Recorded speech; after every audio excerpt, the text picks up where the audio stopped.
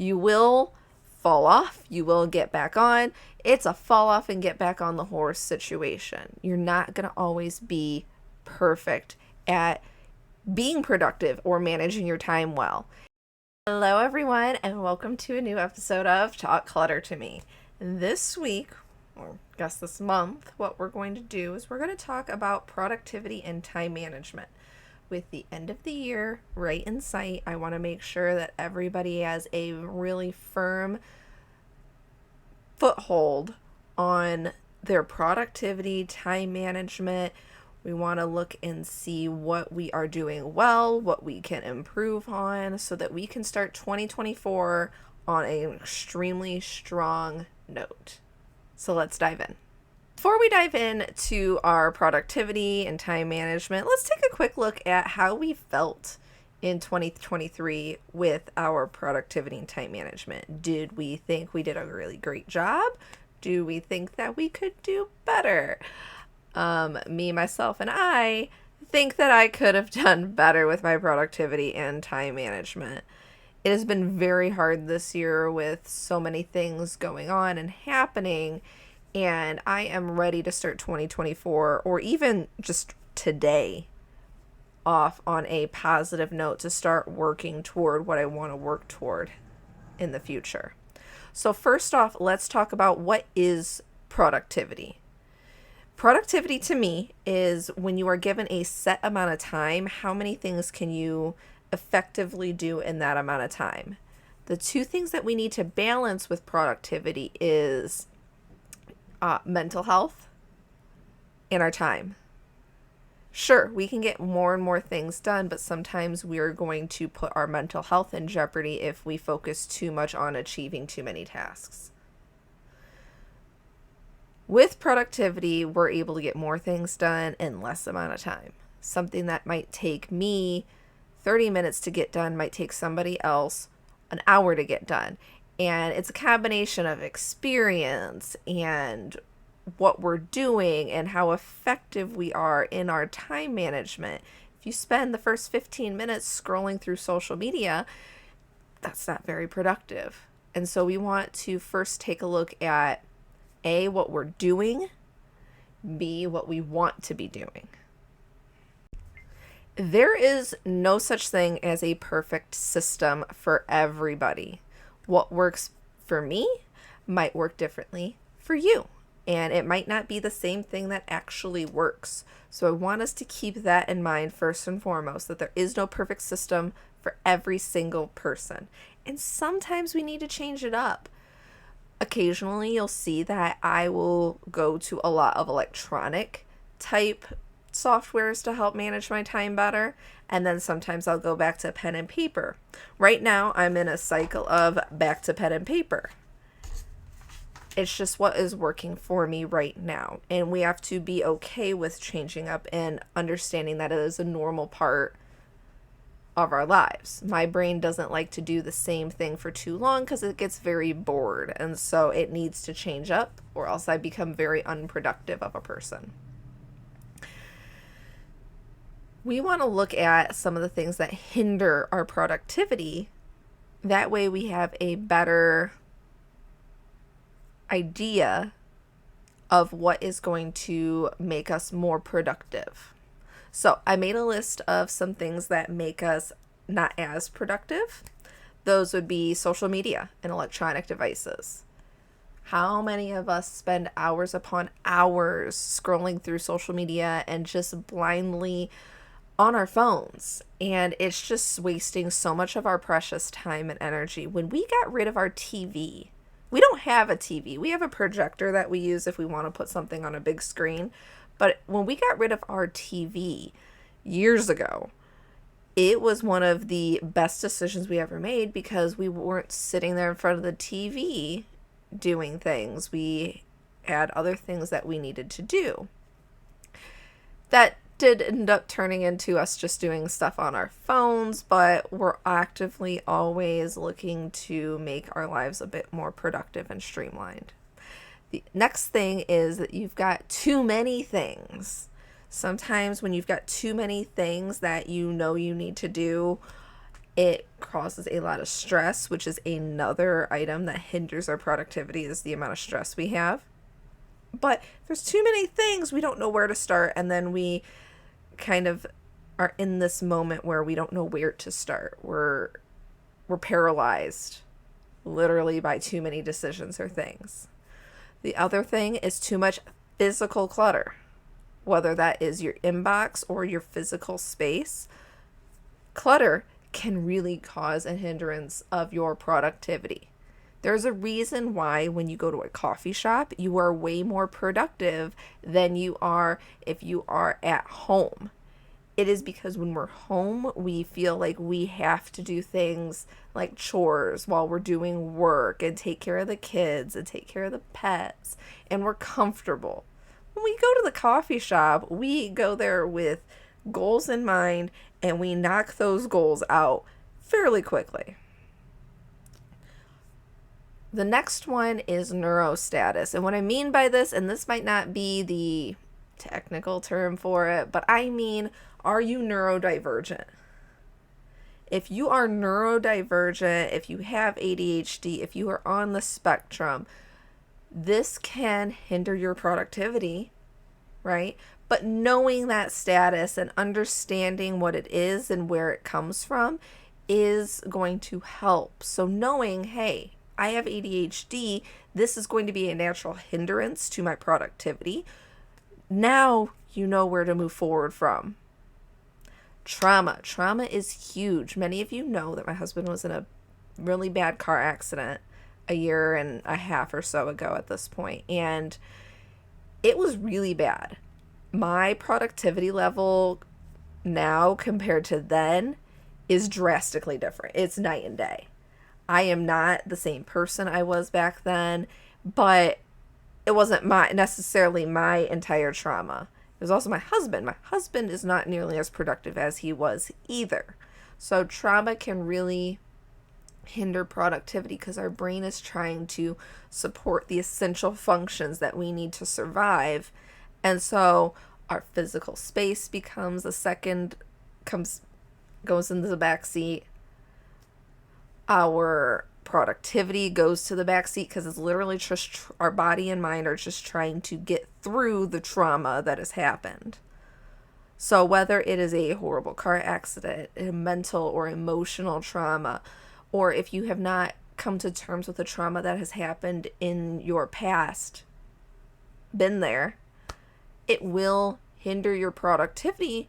And you might think, oh, why shove those feelings down and I just keep working. And so on the surface level, you look really productive, but you are killing yourself mentally and emotionally, which is not a positive way to be productive. Lack of support systems can hinder our productivity as well. If you don't have a support system to help you, your productivity can really go down. And that can be from work, it can be from family life, it can be from friends. If you don't have the proper support systems in those areas, you can feel emotionally diminished in those areas and feel like you've got to pick up the slack constantly, and you just then can't spend time doing the things that you need to do. Boundary issues is my last one that we're going to talk about. Boundary issues can really hinder our productivity. I grew up having this people-pleasing mentality. I always just wanted to say yes and just please other people. And so I still have that problem today where if somebody asks me, can you do a job on a Sunday? Sunday is my family day, and my natural instinct is just to say, yes, I will make it work, but yes, I will do that. And when I don't set good boundaries and don't respect those boundaries, my productivity goes down because I get way too stressed. If you can't tell, a lot of these items really come back to stress. So now we have talked about things that hinder our productivity, right? I want you to write out on a piece of paper, pause the podcast, just write them out real quick. What are 5 things that are currently hindering your productivity? What are these things that right now you feel like are in the way of you becoming your most productive self. It can be the social media, electronic devices, too many things, your cluttered space, your neurostatus, trauma, lack of support system, and inability to keep boundaries around things. What are these things that are really hindering, and what are some ways that we can then start to build away from there? We have our problem. Let's start to figure out solutions to these problems we're having. Now that we've talked about productivity a little bit, I want to start to talk about some different methods we can use once we have tackled some of these issues, these internal issues. What are some things that we can do to be effective and be our most effective self, to be productive and get the things and achieve all the things we want to get done? First and foremost, nobody is perfect 100% of the time. You will fall off, you will get back on. It's a fall off and get back on the horse situation. You're not going to always be perfect at being productive or managing your time well. And that's okay, because sometimes I really do think that it's important to have unproductive days. And even like if you should plan on that every couple weeks or at least once a month, have an unproductive day where you don't try to be productive in the least. You just let your mind wander and you let your body tell you what you want to do. And if you want to sit around scrolling on social media that day, do that. Because that's what your body is telling you it wants to do at the moment. It needs to do something that is not productive. Being too productive can really hinder your emotional and mental self. So how do we be more productive? We've tackled these issues, the root causes of us being unproductive. Now, how do we be productive? We manage our time better. How do we manage our time better? There is a world of different possibilities, and there's still new ones coming out that I don't even know about. But what I'm going to do is I'm going to show you the ones that work the most for me and things that I know work best for other people as well. First off, again, nobody's perfect all the time. You will sometimes need to change it up, and there is no perfect system that works for everyone. If you leave today hearing anything from this podcast, know those 3 things and give yourself some grace when you do fall off the horse. You just got to pick yourself up and keep going. Just like in Bluey. That was an episode where she's like, brush myself off, or pick myself up, brush myself off, and keep going. The show must go on. And that's really what it's about, is the show still has to happen. Life doesn't stop for us. We have to keep going. And so when something doesn't work, I want you to have an arsenal of things to try or have as backups so that your show can keep going on without you feeling like you've wasted a huge amount of time or became extremely unproductive. We don't want those bouts. Those bouts happen to me too, where we go through an episode of just being extremely unproductive.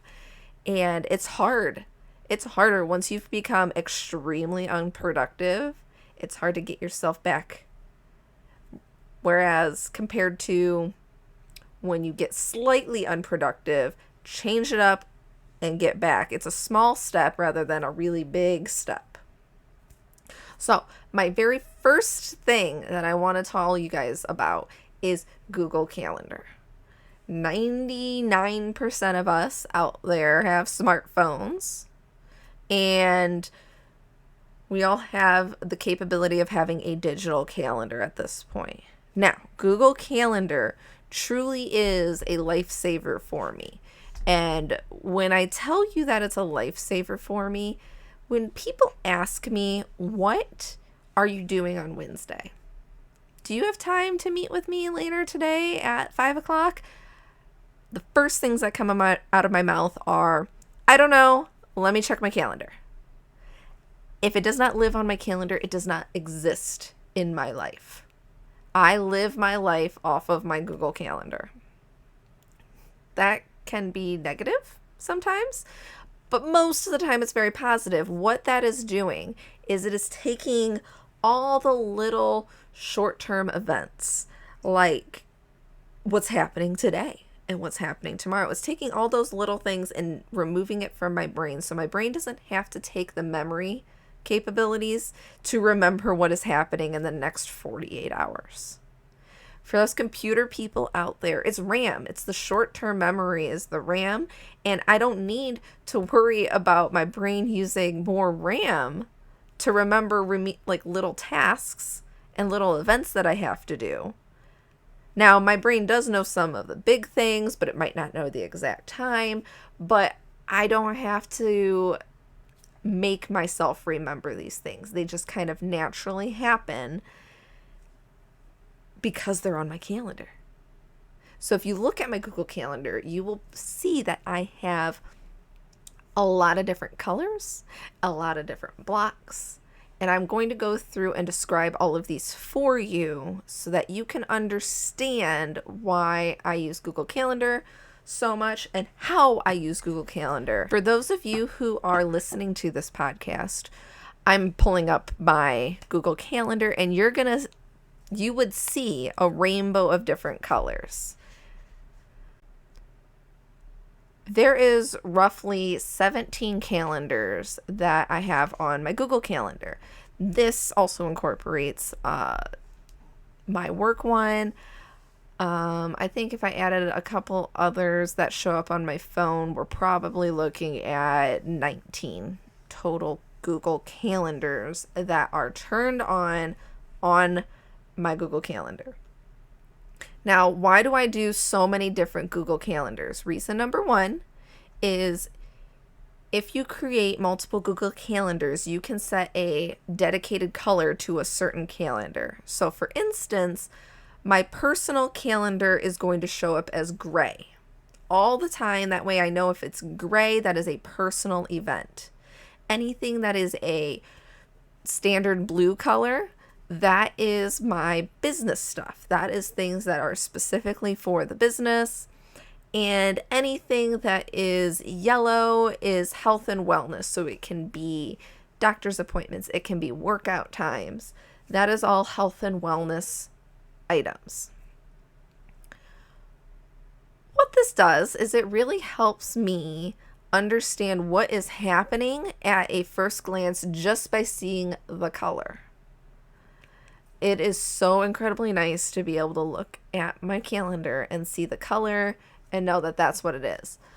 For those of you who are manually changing event colors, stop it and just start adding new calendars so that you don't have to waste your time manually changing the color. Stop it. Just stop it.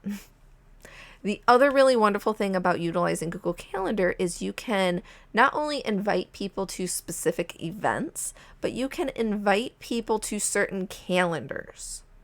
For example, I have a calendar that is listed here that is called Owen. This calendar is anything dealing with Owen, anything that involves who is watching him. If there is a specific class that he's going to, it gets put under the Owen calendar. Who can see the Owen calendar? Not only my assistant can see my Owen calendar to make sure that I have appropriately scheduled somebody to be watching him if I'm busy, but my husband can see it, as well as my in-laws, because my in-laws do occasionally watch my son a lot. People who need to know about Owen's every movement almost have access to that calendar. My in-laws couldn't care less about seeing my work calendar. And honestly, if they were able to see my work calendar, it would probably make it very overwhelming for them because there are so many events. So by dividing it into different calendars, I'm kind of dividing it into different subjects. If you have a science tutor that is helping you with your science, they don't care about seeing all your English assignments. They just want to see what is pertinent to them. We're going to use this test one as an example. If you scroll down into the calendar settings, you'll eventually find a place that says share with specific people or groups. This is where you can share it with other people so they can either see things, add things, whatever you may want for them to do in this area. If you go back to the main page, on the left-hand side, when you scroll down, you will now see test as a calendar option. If you click on the 3 dots on the right-hand side of that calendar, you'll be able to select that and change the color of the calendar itself. So every single event that gets made under this calendar will show up as that specific color. Now, that is a little bit about Google Calendar. I've talked about why I love using Google Calendar so much. And I really encourage you to use Google Calendar for things that require other people to be able to see it, or if there's a specific time to the task. Now, the other thing that I love to do is called time blocking. Time blocking is, imagine you are back in school. When you were in school, you had different periods. First period was maybe science. Second period was math. Third period was English. Imagine you're dividing your day like it's a school schedule. You're giving yourself a block of time, and these are the things that I'm doing in that time. When you're in science class, the only thing in your whole priority is science class, science tasks, science homework. Ideally, that's what you're supposed to be doing during science class. The bell rings, you go to your next period, it's math. Your whole focus and priority is math. This is the same situation with time blocking. I did not come up with the term. I did not come up with this idea. I found out about this idea from Jordan Page from Fun Cheaper Free. She is a wonderful person, has many great ideas, so I encourage you to go check her out. But I took her idea, and everything, and I adjusted it to meet my needs and the way that my brain worked. So the basis of it is you set up 5 different blocks of time. Divide your day into 5 different blocks of time, and I will show you my time block here in a minute. But what you're going to do is divide it out, and when you need to make a doctor's appointment, have a block where that's the only time you're going to make a doctor's appointment. That way, it's very easy and predictable for you. If you look at my time block plan, which I will show you right here, here it is. So, from 5 a.m. to 7 a.m., that is my wake up block. What I'm doing in that block during those 2 hours is my breakfast, my emails, and my planner. I'm getting ready for the day. That breakfast should actually say morning routine, but I know what that means. From 7 a.m. to 1 p.m., I'm working as my work block. It could be a whole slew of things, but it is work related. 1 to 5 is my afternoon block. It could still be some work. I gotta pick up Owen, do some cleaning, check on emails again. 5 to 8 is family block, so it's family time. I'm doing dinner, I'm relaxing, and I'm doing any cleaning that I maybe didn't do in one of the other blocks. And my 8 to 11 is my wrap-up block. So I will do some little bit of wrapping up on things that I needed to do for work. I'll wind down. This is when I'm going to do working out, and I'm going to plan my next day. That is my time block. Ideally, what you would do is this is your schedule for almost every day, except for maybe the weekend where it could change up a little bit. For me, it being the same thing every single day doesn't actually work for me. But that's okay. What I've done is I have given myself weekly priorities. Because I have so many things that I'm doing, I've noticed that if I try to do a little bit of everything every single day, I don't make a lot of progress. Opposed to if I spend one day focusing my time on marketing, then I feel like I actually get things done. Once all of my marketing tasks are done on Tuesday, then I can start to hit other tasks up that are not marketing focused. Same thing with planning and prep on Saturdays. Once my planning and prep items are completed, I can then go on to other tasks that are different. Maybe that's when I do a little bit more marketing, but I need to do the planning and prep first. That is my number one priority. So, I gave you guys a lot of information on different ways to manage our time better, and there's no right or wrong answer. If you want to do the weekly priorities, but then use a planner, that makes sense. If you want to do Google Calendar, but then a paper to-do list, there's a lot of different ways you can utilize a lot of these methods to achieve what is going to be uniquely your best productivity hack.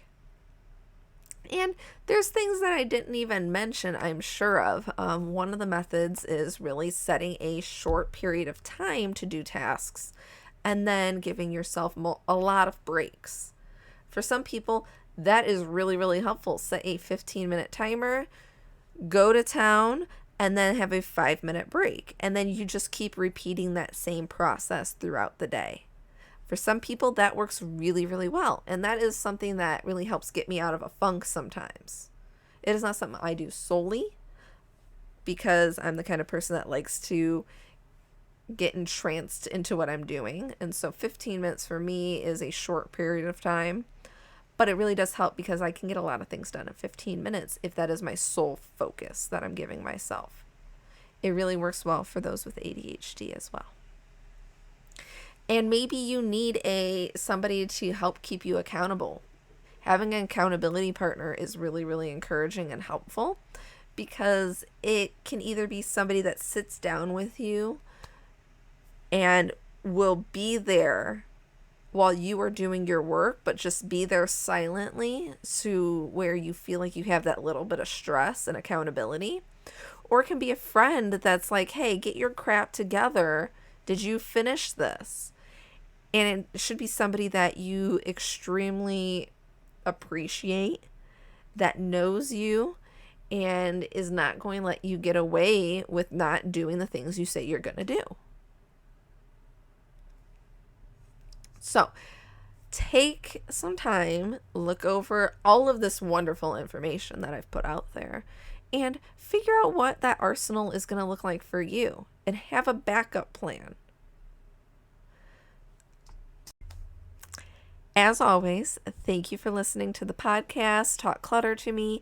If you have questions, if you want to hear me talk about something that I haven't talked about yet, if you want to be a guest on the podcast, please reach out to me and let me know, and I will get you on the podcast. We will talk more. We will talk clutter. And to end this, really, what I want to end this with, like I end every episode, is what is currently cluttering my life. What is currently cluttering my life today is mail. I have a pile of mail that I have to go through that I have not gone through in a minute because I've been stuck doing other things. But mail is currently cluttering my life. And again, it's normal. There's always something that is cluttering our lives. It's just whether or not we're going to let it control our lives. And we're not, right? So, thank you for joining me. I hope you join me again next time. Next month, we are going to have a very special guest, Melanie Summers, on. If you watched me be a guest on her podcast, we talked a lot about standard operating procedures for professional organizers and work processes. With us starting 2024, I thought it would be wonderful to have Melanie on talking about ADHD and ways that those of us with ADHD can tackle organizing, and how for those with ADHD, organizing looks a little different than it will for what we see on Instagram all the time. So I can't wait for you guys to hear more from Melanie. I hope you guys have a wonderful holiday, regardless of whatever holiday you're celebrating. I hope you are spending time with loved ones and really having and giving back to the community. So, happy holidays, and I will see you in 2024.